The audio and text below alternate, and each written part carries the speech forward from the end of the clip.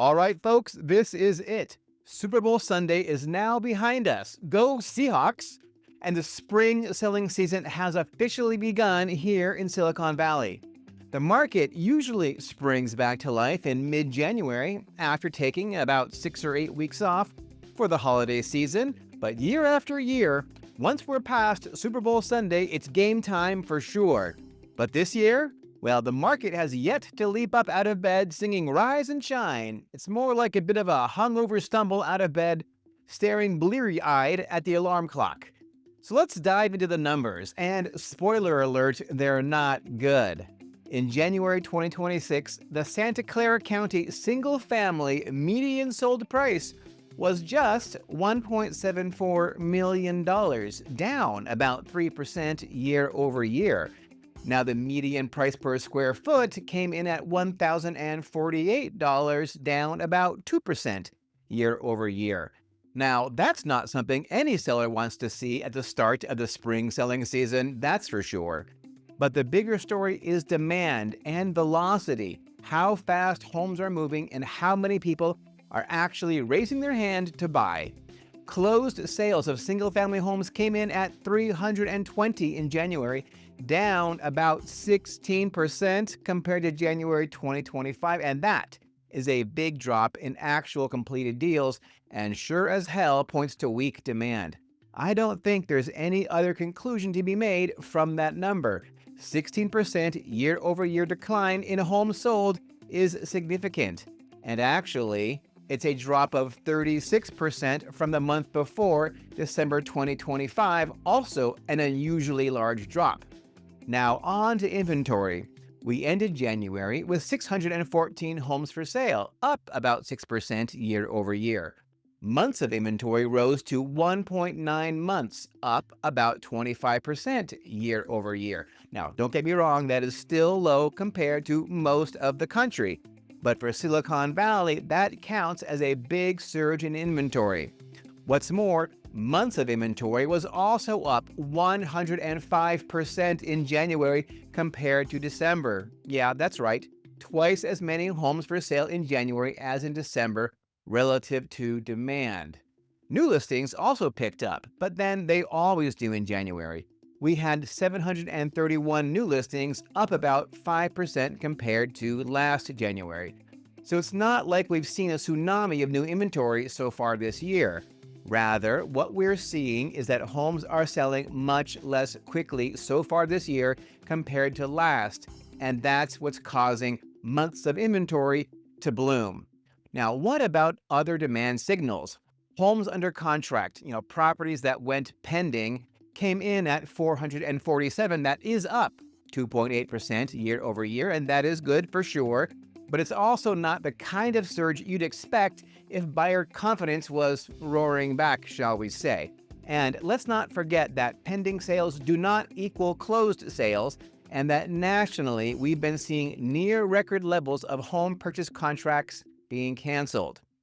But how long is it taking homes to sell nowadays? Well, the median was 10 days in January 2026, and that was about 25% higher than last year.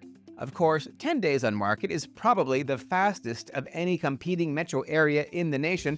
Not that there are any competing metro areas, but the fact homes are taking 25% longer to sell this year than last is not exactly an auspicious sign for a strong spring market. And the sale to list price ratio, one of my favorite heat checks, came in at 103%. Now that means that typical sales still closed above the original list price, but it's a little cooler than last year when it was around 104%. And of course, it's great that homes are still selling over the list price, but don't get too excited. Sellers in Silicon Valley, surprise, they're smart, and they typically underprice their homes to attract multiple offers and get a bidding war going by design, with the intention of selling over asking price. It's de rigueur, standard operating procedure. And bear in mind that when the market is strong, we typically see sales to list price ratios between 106 and 109% of list price. By that metric, 103% is palpably weak. So if I had to summarize the Silicon Valley real estate market today, In one long run-on sentence, it would go something like this. Prices are soft today, and the market looks to be getting softer. More inventory, fewer closings, fewer overbids, and slightly longer timelines. But of course, Silicon Valley does not exist in a vacuum, even if it does feel like that sometimes, or maybe most of the time, to those who live here. Let's zoom out nationally for some breaking news because the national headlines right now are telling us that winter has come, even as winter is supposed to be pretty much in the rearview mirror. You probably have not seen the coverage from places like CNBC, Realtor.com, Yahoo Finance, and even international outlets like The Independent talking about the sour outlook for this year's housing market. It all started when the often ridiculously optimistic chief economist for the National Association of Realtors, Lawrence Yun, said when talking about the market thus far in 2026, and I quote, "So one may even say this is almost like a housing crisis of sort." And here's what's interesting. This is not really a mortgage rate story since mortgage rates are the lowest they've been in about 2.5 years. Yes, rates matter, of course, but what we're seeing, both nationally and locally, is something deeper. Stretched affordability and shaky consumer confidence are tamping down the market. And by shaky consumer confidence, I mean that consumer confidence is lower today than at any point in the last 45 years, even lower than in the 2008 mortgage crisis, and that is low. That's why, even when rates dip a little, like they have, people look at the monthly payment and they still say, nope, I'm not signing up for that. Or they look at the economy, or their job security, or the jittery stock market, or whatever their personal barometer is, and they decide like sitting on the fence is just fine. They go on waiting. Well, waiting buyers is just another way of saying weak demand. And that's cool. I mean, hey, demand comes, then demand goes, wax on, wax off, all that. Circle of life. But here's the issue. Demand is weak at a time when we may be on the cusp of a surge in supply. We're already seeing it in many markets, particularly in Texas and Florida, but also throughout much of the Sun Belt. And we've seen it locally in the condo market, and even this past month, we can see that new listings are up and months of supply is up 25% year over year. The fact is, all signs are pointing to a spring market that could be significantly harder for sellers than any we've seen in recent years. Comparing today's low consumer confidence to 2008 or even to 1980 when Ronald Reagan was elected to resuscitate the American economy after the oil shocks, inflation, and double-digit interest rates at the time, makes me think back to some darker times in the Silicon Valley real estate market. Now, do you remember the dot-com bust? It happened actually just before I got into real estate. So when I got into the business, it was in a strong upswing for several years until the mortgage crisis of 2008 came along and wiped everyone out. Today, we're talking about the AI bubble, when hundreds of billions of dollars have been poured into Bay Area firms, creating enormous wealth for a few select tens of thousands of workers who have been buying up those snazzy homes in the city, on the peninsula, and the tonier parts of Santa Clara County. And they're buying these houses largely by cashing in some stocks. And the stock market is today at an all-time high, or thereabouts. But the price-to-earnings ratio of the S&P 500 today is about 40.12. And when the dot-com bubble burst, it was not much higher at 44.19.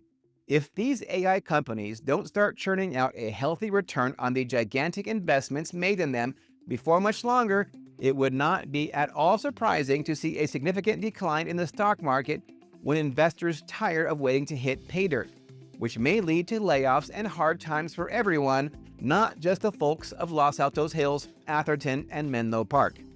And speaking of layoffs, I feel I should mention the news that a few days ago, the Bureau of Labor Statistics released its annual benchmark revisions, and the correction was massive. They had previously estimated that 584,000 jobs were created nationwide in 2025, itself a pretty low number, at least compared to the Biden years. But now, they've corrected the numbers to just 181,000 jobs created in all of 2025, a decrease of 69% versus what had been reported previously. Now, this may help explain why nationwide we've seen a big increase in foreclosure filings, with completed foreclosures up 59% in January 2026 versus January 2025, and mortgage delinquencies are also up about 30% year over year. What we're seeing is the labor market is decidedly weaker than we've seen in years, and the risk of a significant stock market correction is elevated, to say the least. There are credible and growing indications that we could see both significantly weakened demand and mushrooming supply at some point this year. Now, could the spring market still be strong? Sure, it's Silicon frickin' Valley after all, and never, ever bet against California and the Bay Area, at least not over the long term.